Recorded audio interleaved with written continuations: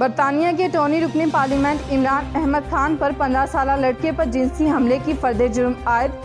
Imran Ahmad Khan MP Westminster magistrates court में पेश हुए। अटॉर्नी रुकने पार्लियामेंट इमरान अहमद खान ने इल्ज़ाम मुस्तरद कर दिया है। इमरान अहमद खान 2019 के इलेक्शन में लेबर पार्टी के रुकने पार्लियामेंट मुंतखब हुए थे। बच्चे पर जिनसी हमले का मुबैना वाक़या 2008 में स्टोफर्डशायर में पेश आया था। ईरान में सदारती इंतखाब के लिए वोटों की गिनती जारी। इत्तेदाल पसंद बैंकर अब्दुल नासिर हिम्मती का 3 कदामत पसंदों से मुकाबला। कदामत पसंद इब्राहिम रईसी सदारत के मजबूत तरीन उम्मीदवार।